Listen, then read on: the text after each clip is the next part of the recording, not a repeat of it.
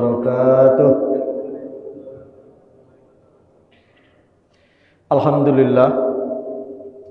Alhamdulillahi wa kafa wa salatu wassalamu ala nabiyil mustafa sayyidina Muhammadin wa huwa allazi la yantiqu 'anil hawa in huwa illa wahyu yuha. Radina billahi rabba wa bil islami dina wa bi Muhammadin nabiyya wa rasula.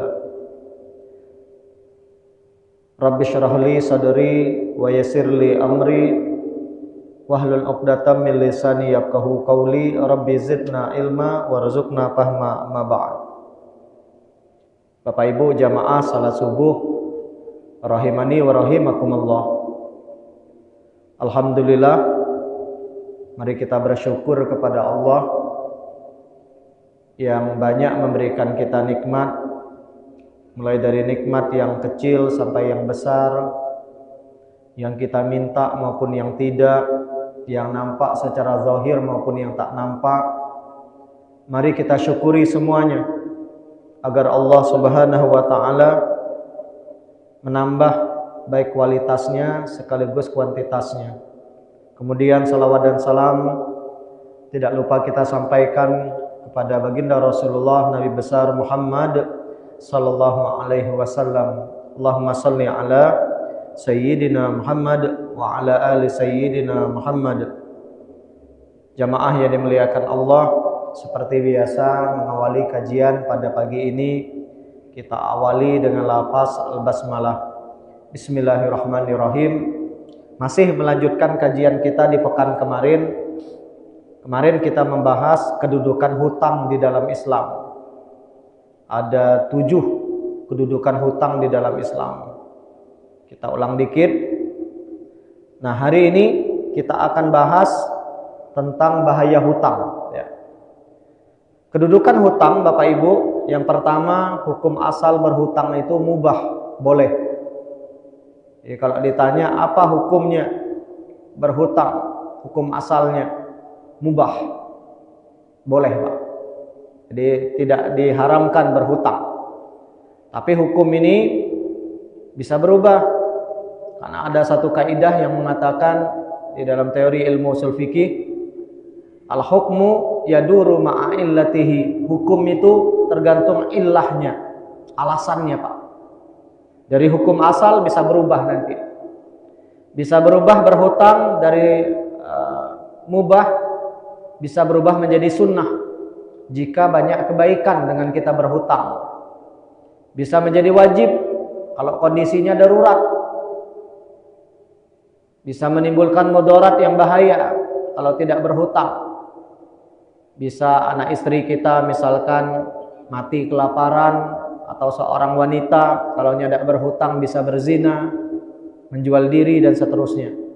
Bisa makruh berhutang kalau tidak yakin mampu melunasinya, dan bisa jadi haram kalau ada orang berhutang berniat tidak melunasi hutangnya.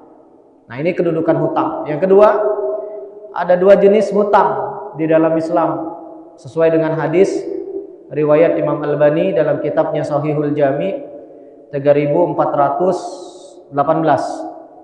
Ad-dainu dainani, kata Nabi. Hutang itu ada 2. Yang pertama ada hutang yang diniatkan untuk dibayar. Nah, ini ada orang minjem duit, lalunya berniat nak bayar. Nah, orang-orang seperti ini, jika dia berusaha melunasi hutangnya, qadarullah sampai dia meninggal tak mampu dia lunasi, maka kata Rasulullah, fa'ana waliyuh, aku yang akan menjadi penjaminnya, walinya. Ini jenis yang pertama Pak. Dan orang yang seperti ini insya Allah hari kiamat selamat, karena dia punya niat melunasinya. Yang jadi masalah kalau punya hutang berniat tidak nak membayar, tidak nak melunasinya. Dia minjem duit pada seseorang atau pada bank atau pada siapapun pokoknya, dalam hatinya dari awal lah berniat tidak akan kau bayar hutang. Nah, itu kan orang-orang yang seperti ini terkadang ada Pak. Nah, yang seperti inilah yang nanti akan ada dampak baik dunia maupun akhirat kepada yang bersangkutan kalau dia berniat dari awal tidak mau membayar. Yang ketiga, kedudukan hutang Bapak Ibu Nabi berlindung dari hutang. Satu di antara doa yang tidak pernah Nabi lepas setiap hari itu, Allahumma inni a'udzubika minal hammi wal huzn. Nabi berlindung dari gundah gulana dan kesedihan, wal ajzi wal kasal, dari ketidakberdayaan dan rasa malas, wal bukhli wal jubni, dari rasa bakhil atau penyakit pelit, wal jubn, kesombongan, keangkuhan. Nah, yang menarik nomor 7 dan 8 ini, wadala iddaini wa ghalabatir rijal. Nabi berlindung dari himpitan hutang dan kezaliman, kesewenang-wenangan dari seseorang. Nah, ini saking seringnya Nabi berlindung dari hutang, itu menunjukkan bahaya hutang. Yang keempat, ayat terpanjang di dalam Al-Quran, bukan surah terpanjang. Kalau surah terpanjang kita sudah tahu Pak, Al-Baqarah. Ayat terpanjang dalam Al-Quran terletak di surah yang terpanjang. Al-Baqarah juga, ayat 282. Dan itu berbicara tentang hutang. Ya ayyuhalladzina amanu idza tadayantum bidainin ila ajalin musamman faktubuh. Kalau kalian pinjam duit pada seseorang, wahai orang-orang yang beriman, dimulai dengan wahai orang yang beriman, bahkan pada waktu tertentu kalian minjam duit dalam tempo waktu tertentu, faktubuh, tulis, kata Allah. Nah, ini berbicara tentang hutang Bapak Ibu. Ada tentang saksi berhutang itu, kalau pacak ada saksi ya, dan seterusnya Pak. Nah, ini menunjukkan bahwasanya hutang juga di hadapan Allah bukan perkara remeh-temeh Pak.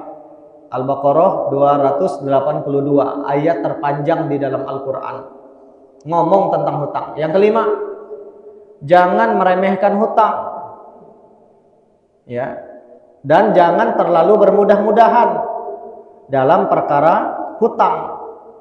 Karena dalam hadis riwayat Imam Abu Dawud dari Abu Musa Al-Asy'ari, tidak ada dosa yang paling besar setelah kesyirikan, ya, atau setelah 7 dosa besar itu yang disebutkan dalam hadis riwayat Bukhari dan Muslim. Ada 7 dosa besar yang membinasakan. Ijtanibu as-sab'a al-mubiqat, kata Nabi. Jauhilah 7 dosa besar yang membinasakan. Nah, tidak ada dosa besar setelah 7 dosa besar itu. Urutan berikutnya, seseorang meninggal dunia, kata Nabi, ayyamuta rajulun wa alaihi dainun. Seseorang punya hutang, seseorang meninggal dunia dan dia punya hutang. La yada'alahu qada, dan dia tidak ada yang menjamin hutangnya. Kalau tadi berniat bayar hutang tapi tidak sanggup, kan Nabi yang menjaminnya. Ini yang jadi masalah, dia tidak berniat bayar hutang lalunya mati. Nah, itu jangan dianggap remeh Pak, dosa Pak. Yang keenam, manusia yang terbaik di antara kita adalah yang paling bagus melunasi hutangnya. Riwayat Al-Bukhari, inna khairakum, kata Nabi, ahsanukum qada'a. Manusia yang paling baik di antara kalian, satu di antara ciri-cirinya adalah yang paling bagus caranya dalam melunasi hutangnya. Nomor 7, kedudukan hutang. Nah, ini yang akan kita bahas pada pagi ini. Hutang Bapak Ibu bisa membahayakan dunia akhirat. Ada bahaya yang dia dapatkan ketika dia di dunia, dan ada bahaya yang dia dapatkan ketika nanti dia di akhirat. Yang pertama, kita akan bahas bahaya-bahaya yang ada di dunia bagi mereka yang berhutang. Yang pertama, hutang Bapak Ibu penyebab rasa tidak aman dan tenang. Orang yang punya hutang itu tidak akan aman dan jiwanya juga tidak akan tenang. Riwayat Imam Albani dalam kitabnya yang lain, Shahihut Targhib wa Tarhib, 1797 nomor hadisnya.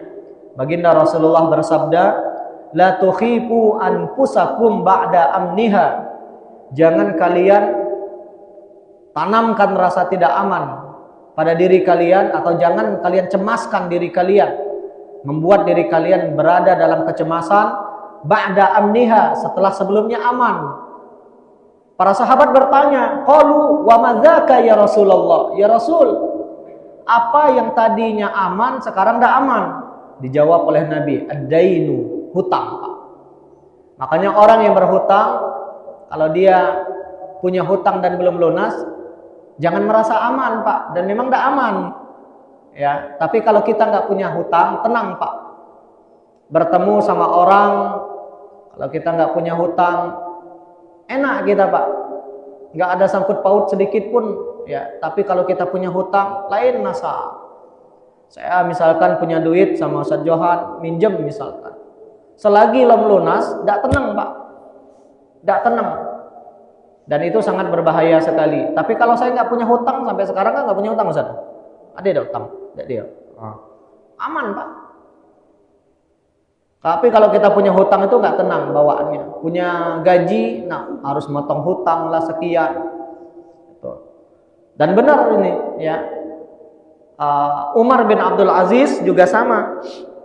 Beliau pernah berwasiat ketika beliau menjadi pemimpin dalam kitab Ma'alimul Islah wa Tajdid di jilid kedua di halaman 71. Wa usikum alla tudayanu. Aku berwasiat, kata Umar bin Abdul Aziz, jangan kalian berhutang. Walau labistumul abaa, walaupun menpacak kalian kesulitan, sebisa mungkin jangan berhutang. Pesan Umar bin Abdul Aziz. Kenapa? Fa inna daina dhullun bin nahar wa hammun bil laili. Karena hutang itu, kata beliau, kehinaan di siang hari dan kecemasan di malam hari.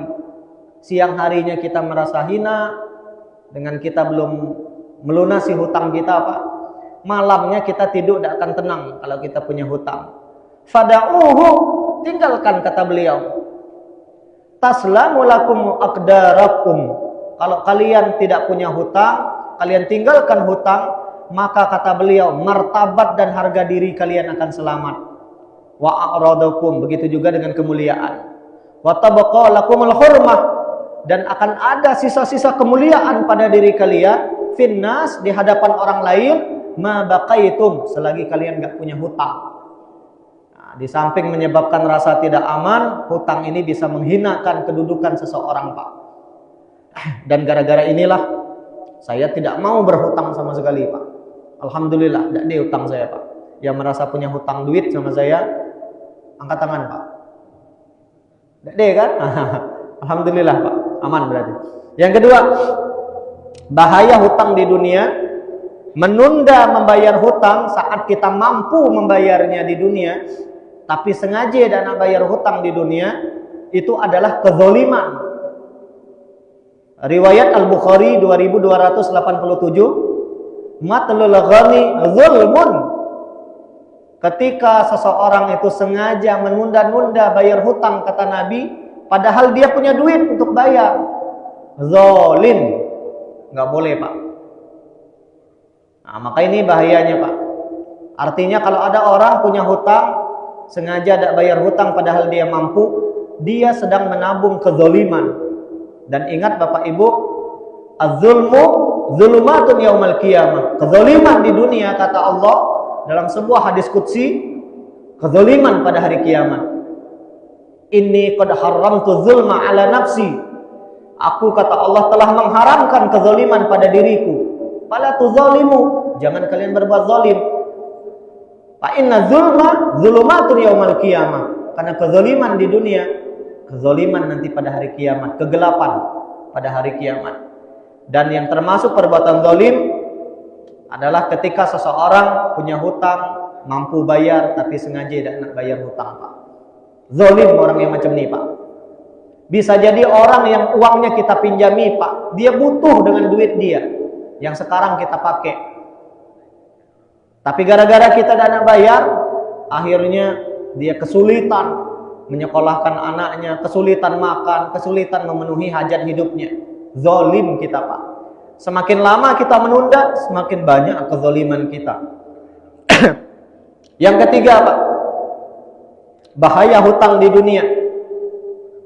Hutang bisa membuat seseorang mudah berbohong, mudah berdusta, mudah mengingkari janji.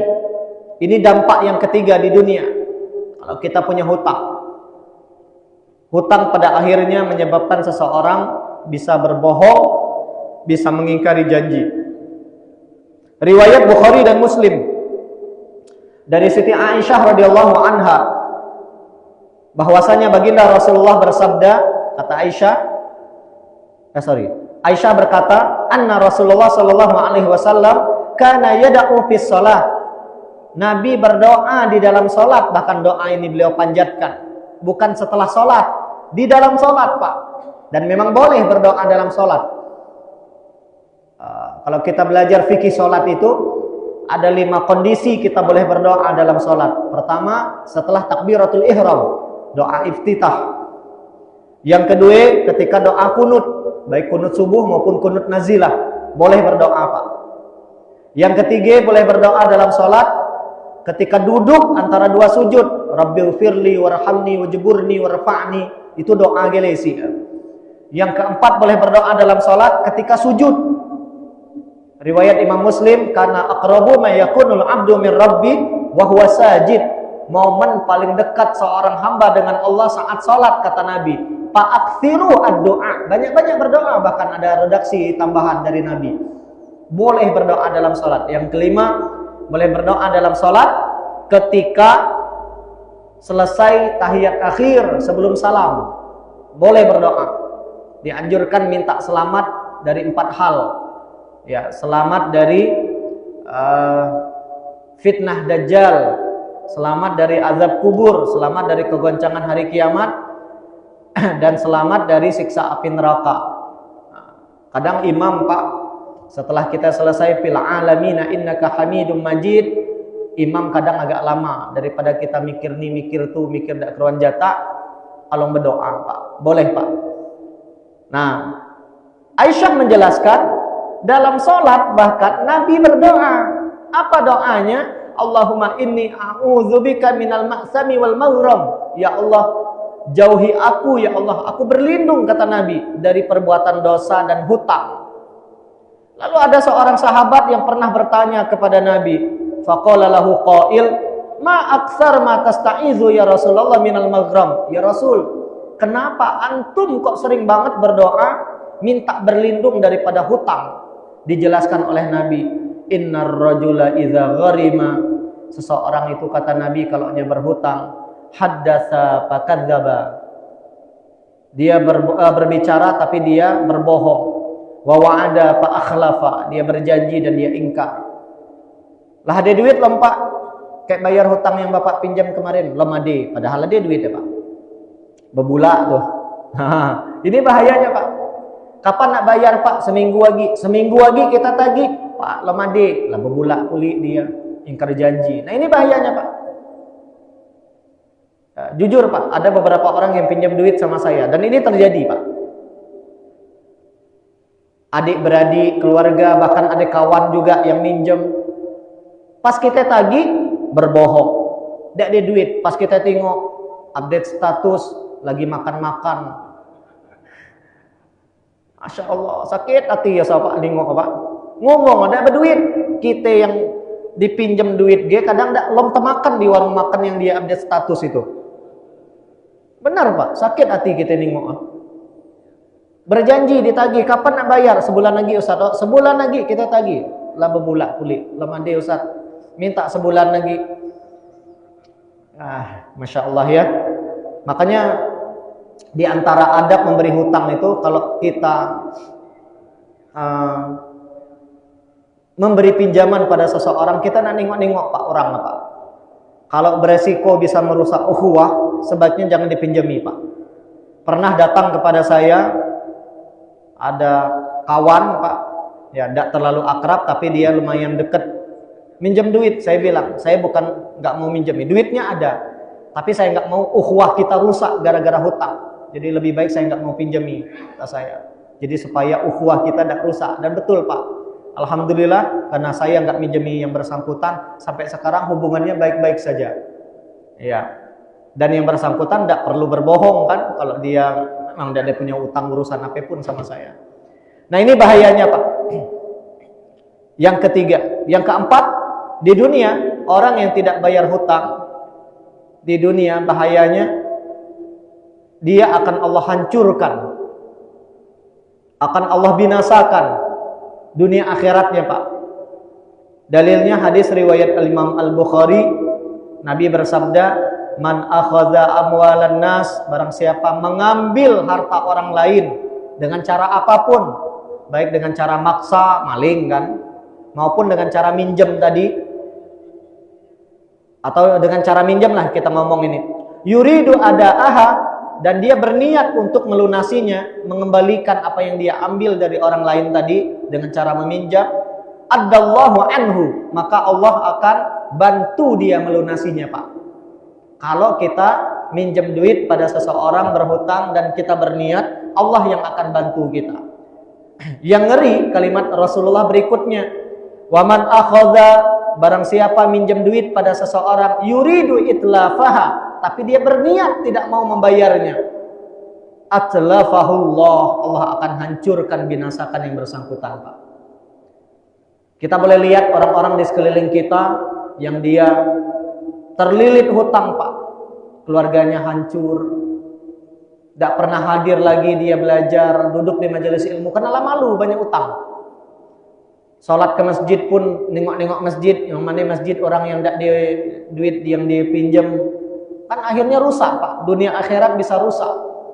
Persahabatan gara-gara hutang bisa rusak.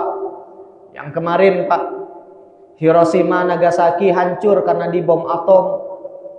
Usaha kawan pacak hancur gara-gara dipinjami tidak bayar. Nah, ini banyak yang di kampung, Pak. Masya Allah, kesian kadang kita gini. Kemudian Bapak Ibu yang dimuliakan Allah, berikutnya bahaya tidak membayar hutang. Masih di dunia nih, Pak. Rasulullah tidak mau menyolatkan orang yang punya hutang. Jadi ketika ada seseorang meninggal dunia zaman Nabi, ini dijelaskan oleh Imam Albani dalam kitabnya Shahihut Targhib 1812, nomor hadisnya dari Jabir bin Abdullah. Kata Jabir, zaman Rasulullah ketika ada seseorang yang meninggal dunia, pertanyaan pertama Nabi, "Nyani ada utang enggak?" Sebelum Nabi menyolatkan. Nah, ini kayaknya bagus. Siapa yang jadi imam jangan langsung sembahyang, tanya dulu ada utang enggak nih.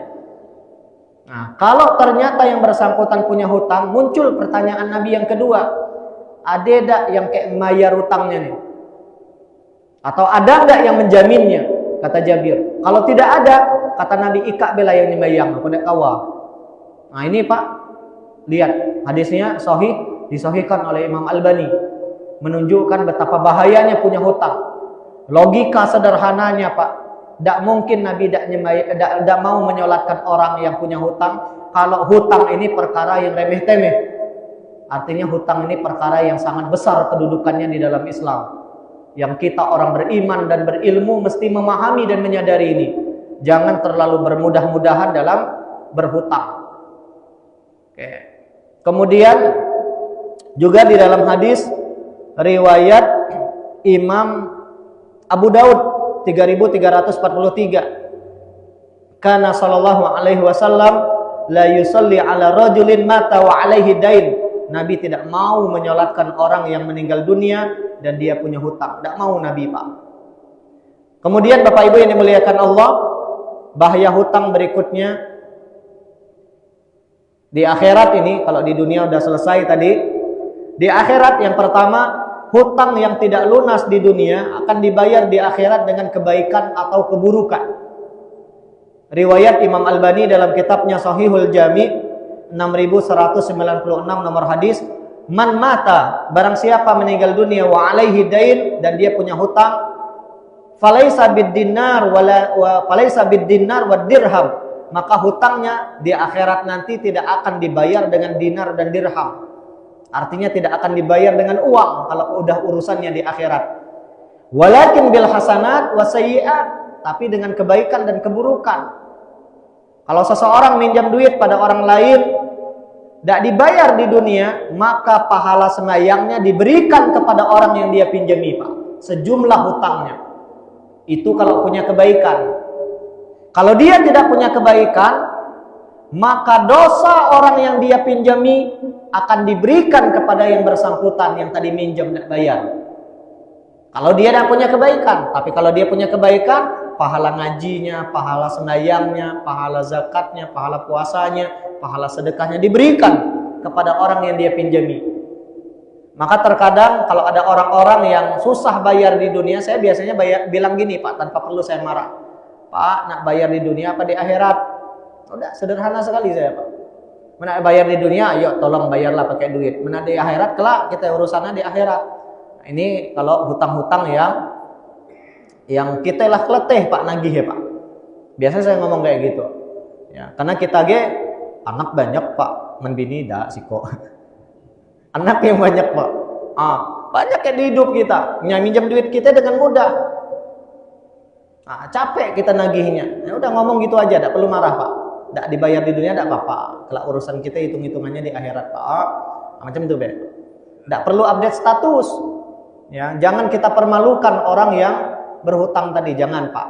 Bisa jadi yang bersangkutan husnul khotimah. Kita yang mempermalukan ini, walaupun ada hak kita dizalimi sama dia, ya tetap tidak boleh. Jangan sampai kita bilang, hati-hati dengan si A nih, yang minjem utang tidak. Jangan, pagi ada gambar, jangan Pak. Dia punya keluarga, dia punya anak, dia punya suami, dia punya istri, yang kalau kita permalukan bisa jadi malu keluarganya Pak. Jangan Pak. Ya. Oke, berikutnya bahaya di akhirat orang yang tidak bayar hutang. Ruh seorang mukmin terkatung-katung sampai hutangnya dilunasi.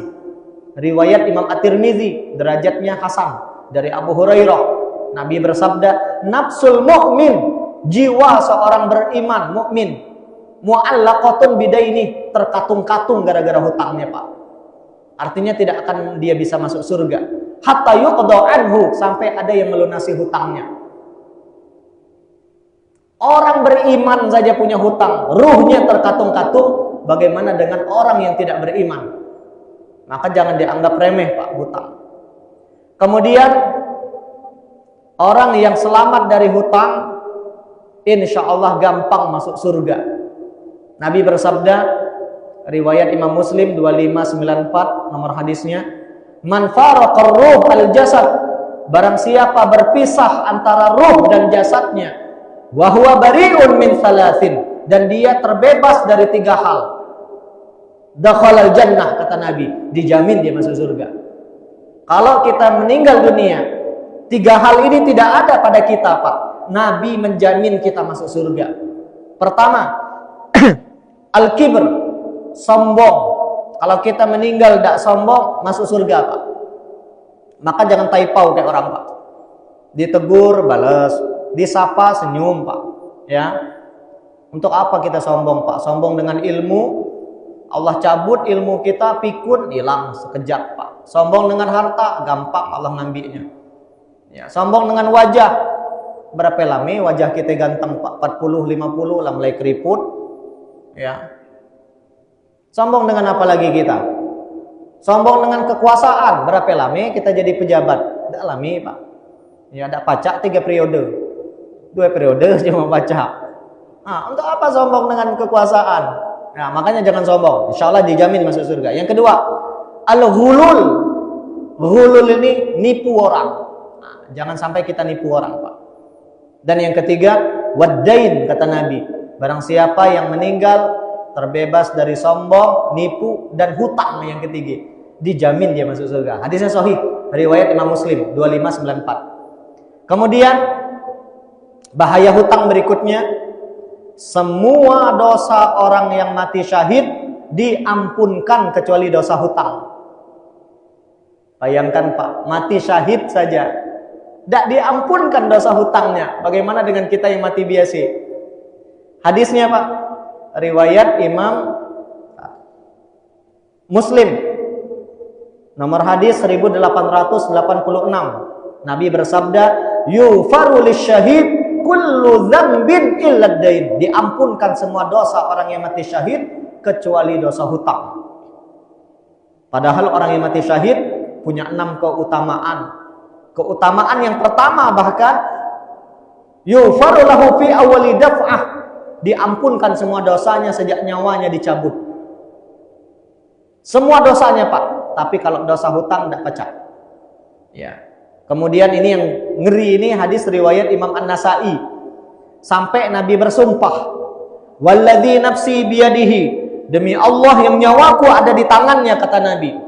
biasanya dalam ilmu hadis, kalau Nabi bersumpah, memulai hadis dengan sumpah, isinya tidak main-main, Pak.